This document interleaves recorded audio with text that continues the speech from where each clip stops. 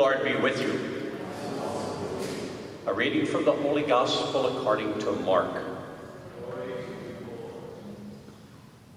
Jesus said, "From the beginning of creation, God made them male and female.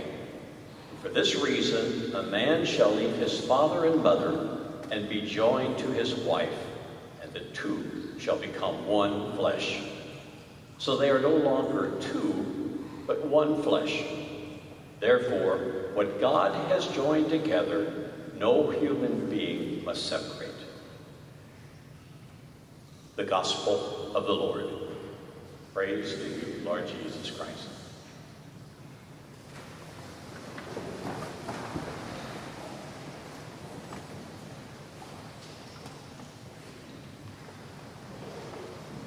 Well, it truly is a joy to be with Brian and Abby today, and I said at the rehearsal last evening, Brian was down in Texas, and Abby was somewhere in Pennsylvania, and I know oftentimes when we met, we were doing conference calls over in one of the offices and that, and it just seemed to me like the two of them would never become, in a sense, one flesh. But it's great to have them here this evening or this afternoon as they share their love with one another and before the church gathered here. At the rehearsal last night, some of the bridesmaids and I think a few of the groomsmen even shared a couple of stories about Brian and Abby, and I thought it was worth sharing with you this morning. One of the young ladies, I'm not sure which one, said how important communications are in any relationship. And she went on, I think, to say really that just to be open, that transparency, I believe was the word that she used, that being able to really communicate and share your personal feelings and not let some of maybe the disappointments or the hurts or frustrations pile up, that in a sense, molehills don't become mountains. And that we really give time to sit and listen to one another and hear what the other person is saying. I know someone else said, that they hope that Abby and Brian will continue to love one another. And we stepped a little bit further than that, saying, not only loving one another, but they continue to be in love with one another. And we know that sometimes there is a difference between loving someone and being in love with someone. So again, it's just really a joy to be with them as they celebrate this special day. And the readings that they've chosen, I think, certainly talk to us about relationships. That first reading, again, from Genesis, talks about the fact that it's not good to be alone, that we all need some sort of a companion, someone to travel this journey with us. And it also talks about that they will leave father and mother and become one. Well, I'm not sure which one they are to become, because they each have different personalities, which is a great gift from God. So they don't want to become one in mind and spirit and think exactly alike, but they want to continue to have their own personalities, but to be able to share those things as they build their life together. And in Corinthians, we heard again just a beautiful example of how we are to respect and love one another. We can have all kind of things. We can say many things.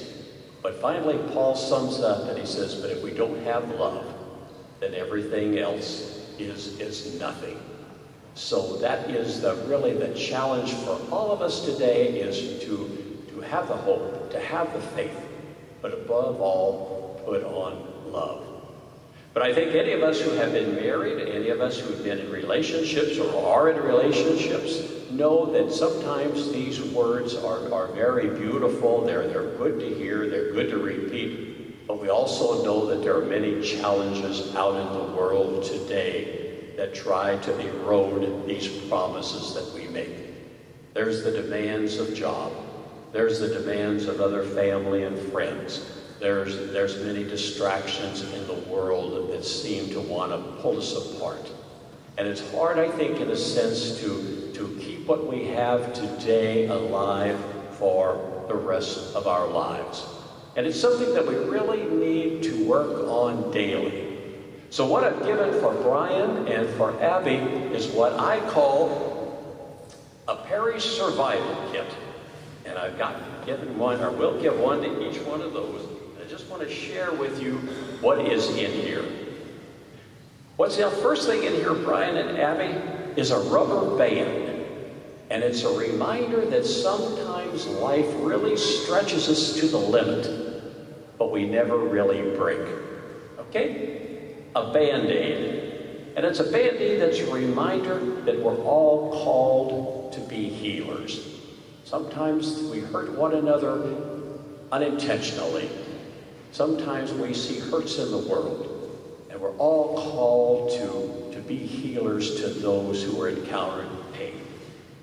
There's a pencil in here also that hopefully at the end of each day, we jot down the blessings we have received this day.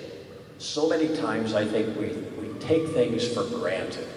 But at the end of each day, reflect back on the day and think, what has really been a great blessing in my life? Perhaps it's a person who's come into your life. Perhaps it's a beautiful day. Perhaps it's just time with your spouse. But they're always out there, and yet our pace sometimes is so great that it's so easily overlooked. There's also in here an eraser, and that's a reminder that all of us make mistakes. But as someone said last night, we're not to keep score. Let's erase those mistakes, be people of forgiveness, and move on as we build our life. There's some spice in here that says to me, and hopefully to you, that again, sometimes as the days, the weeks, and the years roll by, we begin to take one another for granted. So this is a reminder to both of you that each day, add a little spice into your life, okay? And that will keep it flavorful, that will keep it alive. There's also a Hershey kiss. And again, that reminder is, how many of us do not crave and need affection? All of us. So each day, a hug or a kiss or to say, I love you to your spouse is a much needed thing in a marriage survival kit. And as we look at all of these things in here, and we understand what they're for or the relevance of them, I think sometimes we miss the baggie itself, because I think this represents to me at least the God in our life. That it's God that holds all of us together. It's our God who keeps us together. It's our God who gives us strength. It's a God who brings joy into our life. It's a God who says to us, even in those times of difficulty, I will never leave you alone. I am here with you always. So, Brian, Abby, as we continue to celebrate this day, we wish you the very best. We wish you that God be present in your life and that you have the constant support of family and friends for the rest of your life.